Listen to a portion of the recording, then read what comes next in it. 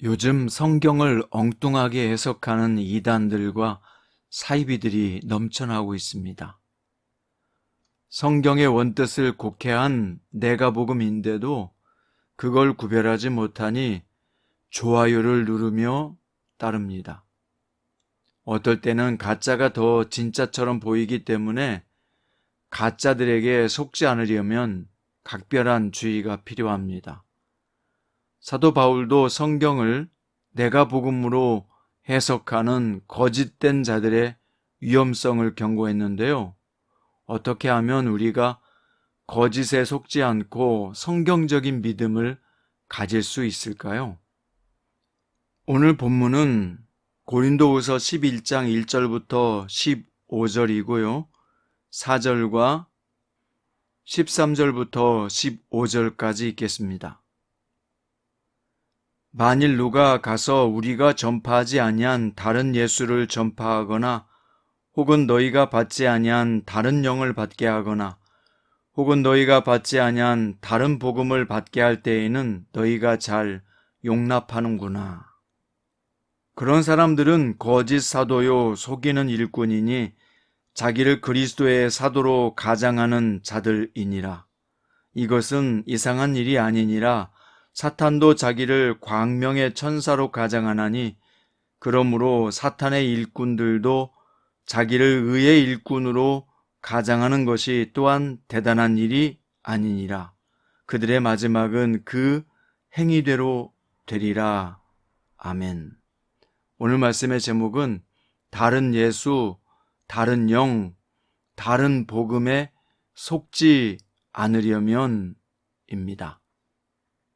오늘 우리가 이 본문을 통해서 볼 때 어떻게 하면 거짓된 진리에 속지 않고 성경적 믿음을 가질 수 있을까요? 첫 번째는 듣는 것에 주의해야 합니다. 바울은 고린도 사람들과 예수님을 연결시킨 사람인데요. 최고의 신랑인 예수님을 소개하여 사람들이 예수님의 영적인 신부가 되게 했습니다. 그런데 시간이 흐르자 달콤한 허니문 여행이 끝나버린 것처럼 그들은 예수님과 멀어지기 시작했습니다. 마치 에덴 동산에서 뱀이 하와를 깨어 하나님과의 관계를 깨뜨렸듯이 그 부부 관계에 균열이 생기게 만들었던 것입니다. 그 거짓된 가르침을 전파하는 사람들은 성도들을 깨어 예수님을 쫓는 삶에서 멀어지게 했는데요. 바울은 이렇게 비판했습니다. 만일 누가 우리가 전파하지 아니한 다른 예수를 전파하거나 혹은 너희가 받지 아니한 다른 영을 받게 하거나 혹은 너희가 받지 아니한 다른 복음을 받게 할 때 너희가 잘도 용납하는구나. 고린도 성도들은 다른 예수, 다른 영, 다른 복음에 미혹되어 빠져버린 것입니다. 그것을 분별할 능력이 없었기 때문입니다. 오늘날도 이런 일이 급증하여 예수님의 신부된 성도들을 혼란스럽게 하고 신앙적 순수함과 진실함에서부터 낙오되게 하고 있습니다. 그러니 외형적 규모나 사람의 숫자에 혹하거나 참신한 해석이라고 해서 분별 없이 솔깃하게 되면 크게 잘못될 수 있습니다. 그래서 듣는 것에 검증이 필요한데요. 이상하다 싶으면 반드시 출석하는 교회의 담임 목사님에게 여쭤보시길 바랍니다. 전통적인 교회 가르침에는 절대로 벗어나지 않는 선명한 기준이 있습니다. 첫 번째는요, 삼위일체를 절대로 벗어나지 않습니다. 성부와 성자와 성령이 한 분이다 라고 하는 것 말이죠. 또 예수 그리스도의 주 되심과 예수님의 십자가를 통한 죄사함의 교리를 절대로 부정하지 않습니다. 세 번째는 이신득이, 즉 믿음으로써 구원을 받는다는 것은 절대로 변하지 않는 우리 기독교의 진리입니다.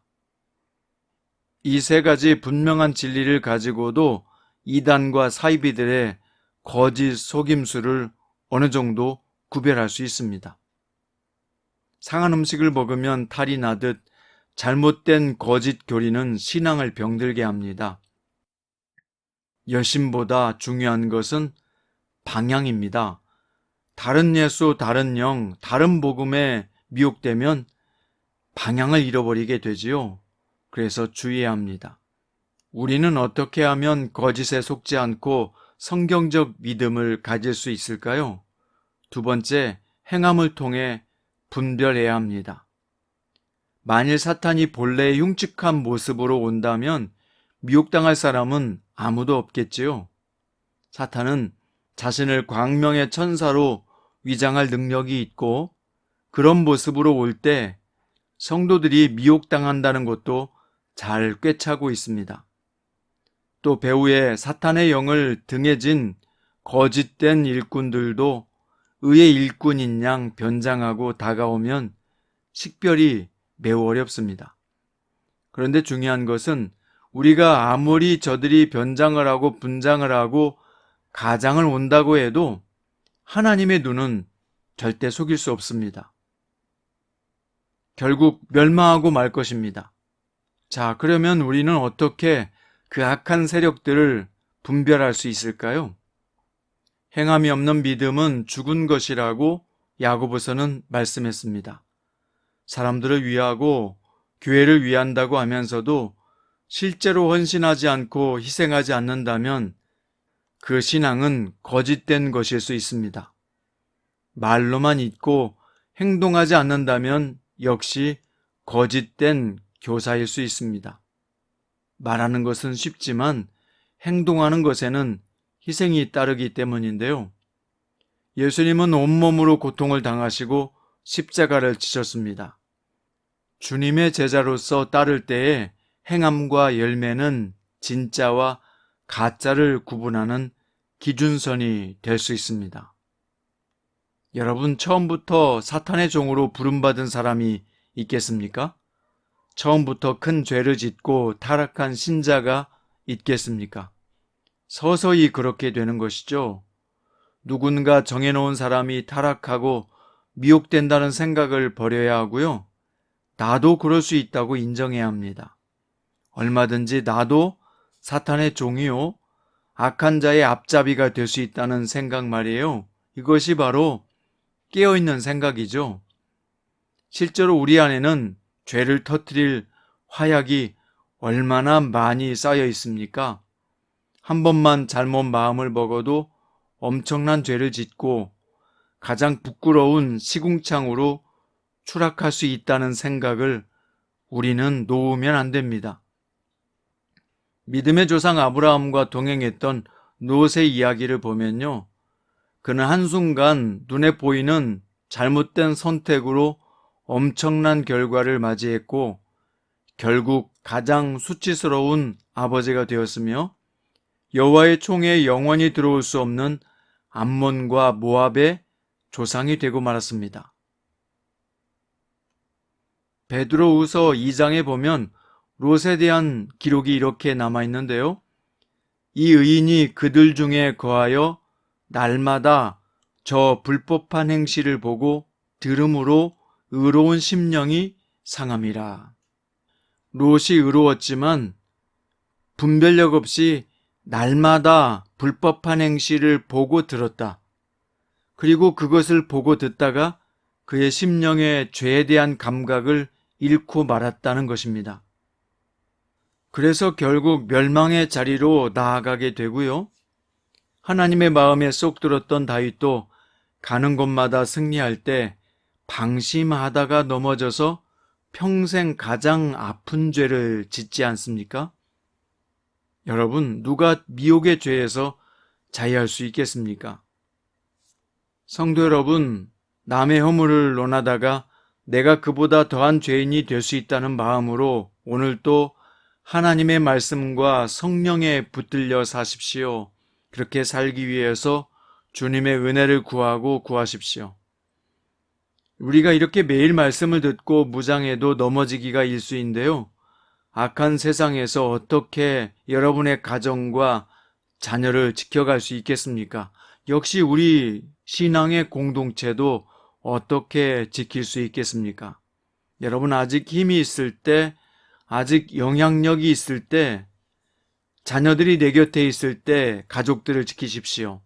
아직 여러분에게 교회 공동체가 주어졌을 때 이 아름다운 공동체를 지키기 위해서 노력하고 깨어 있으십시오.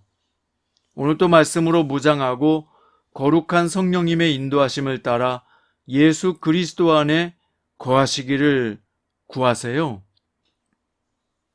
이 사이비와 이단과 거짓 교사들이 난무하는 세상에서 참된 것을 구별하는 참된 복음의 성도가 되시기를 주님의 이름으로 축원드립니다. 기도드리겠습니다.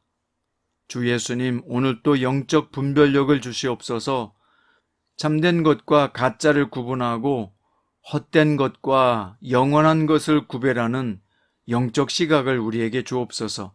그리하여 사랑하는 가족과 또 직장과 무엇보다도 주님의 교회를 지키는 영적 파수꾼이 되어서 사단의 미혹을 막아내게 하시고 오늘 또 진리와 생명 되시는 예수님의 제자로 살아가게 하여 주시옵소서. 예수님의 이름으로 간절히 기도드립니다.